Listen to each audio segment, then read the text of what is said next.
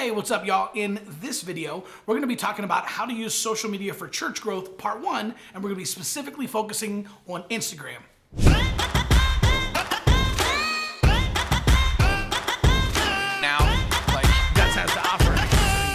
Hey y'all, my name is Chris Abbott, but all my friends just call me Abbo. And in this video, we're gonna be specifically breaking down something called the JK5 method for Instagram. If you're looking for new ways on social media to grow your church, especially if you have no idea what you're doing on Instagram, we're gonna be breaking down step by step the JK5 method right now. Okay, so the JK5 method was actually invented by Jenna Kutcher, and it's allowed her to grow her Instagram following to almost 1 million people. So what I did in this video is I basically broke down her strategy and we adapted it to the church world. I think it's gonna make posting to Instagram really simple and really fun.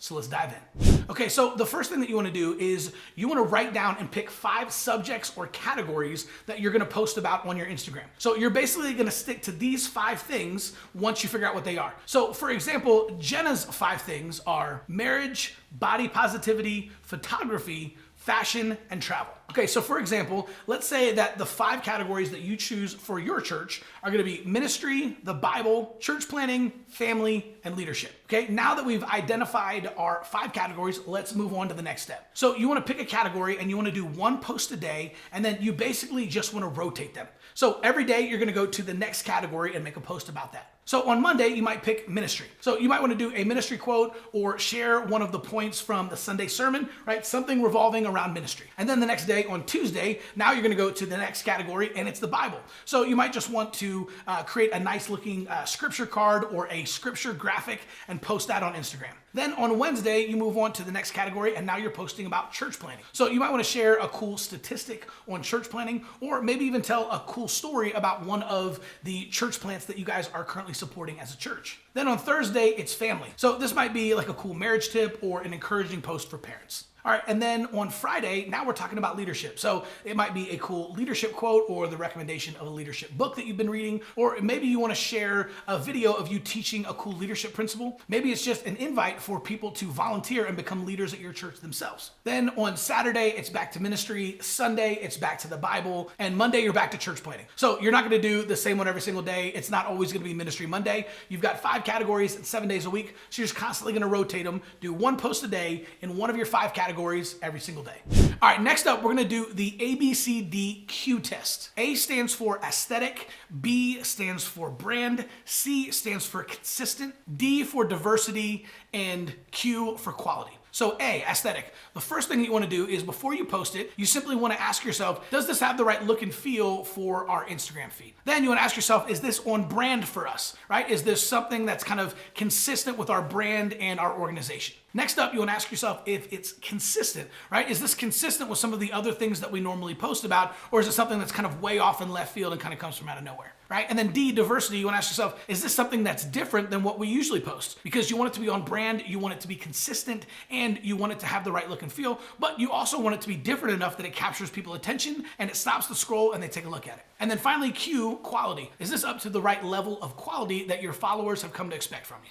All right, next up, ask yourself, what's the goal of this post? So you always need to know the goal of every single post before you actually post it. And your post should always have one of 4 different goals. The first one is inspire, right? You just want to compel people to either be inspired or to take a risk or to try new things. You want to inspire them to do something. Next up is educate. So does this post teach or educate your followers on some type of subject? And then entertain. Is it entertaining? Is it fun to watch? Is it engaging for your followers? And then finally, take action, right? So maybe it's just a simple post to get people to join a small group or attend Meet the Pastor or to sign up for a membership class or maybe to dive in and start volunteering in one of the areas of the church.